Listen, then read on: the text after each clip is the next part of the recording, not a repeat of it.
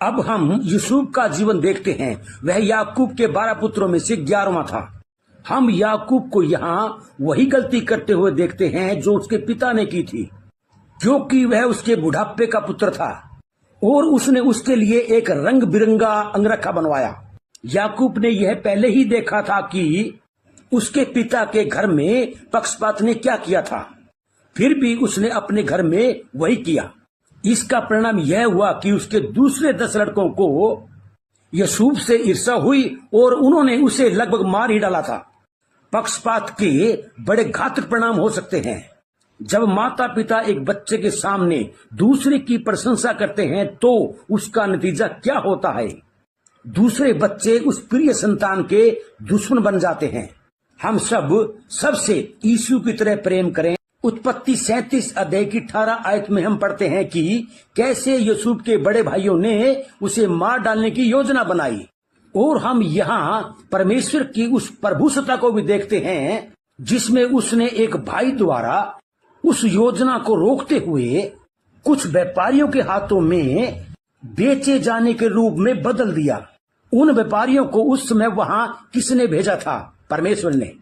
परमेश्वर ने उन इस्माइली व्यापारियों की यात्रा के समय को इस तरह तय किया कि जब यूसुफ के भाई उसे मारने ही वाले थे, वे वहां पहुंच गए और ये व्यापारी मिस्र जा रहे थे, वही जगह जहां परमेश्वर यूसुफ को भेजना चाहता था। आपके जीवन के लिए भी परमेश्वर के पास एक योजना और उद्देश्य है, उसे कोई निष्फल नहीं कर सकता। आमीन। यूसुफ के 17 वर्ष का होते होते परमेश्वर ने सपनों में यूसुफ को यह दिखा दिया था कि उसके जीवन के लिए परमेश्वर के पास एक उद्देश्य था। यह एक अद्भुत बात है कि एक किशोरावस्था वाला युवक परमेश्वर के प्रति इतना संवेदनशील था कि दूसरों युवकों की तरह अश्लील सपने नहीं बल्कि परमेश्वर की ओर से आने वाले सपने दिखाई देते थे। परमेश्वर ने यूसुफ के भाइयों की ईर्ष्या को इस्तेमाल किया कि वे उसके द्वारा यूसुफ को मिस्र में बेचे जाने के लिए दे दे।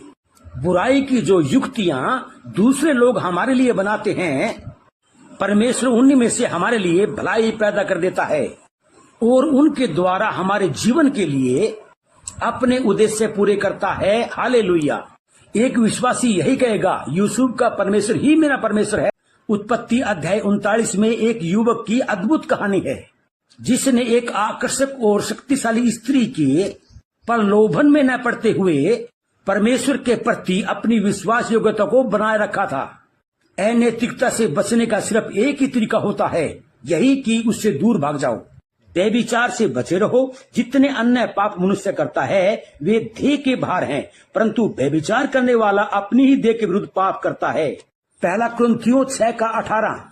और यूसुफ ने यही किया। पोतीफर की पत्नी ने उस पर दबाव डाला कि वह उसके साथ व्यभिचार करे, लेकिन यूसुफ ने इनकार कर दिया। उसने उसके आसपास भी न रहना चाहा। उसने सिर्फ इनकार ही नहीं किया बल्कि वह उस प्रलोभन के सोतर से ही दूर भागता रहा।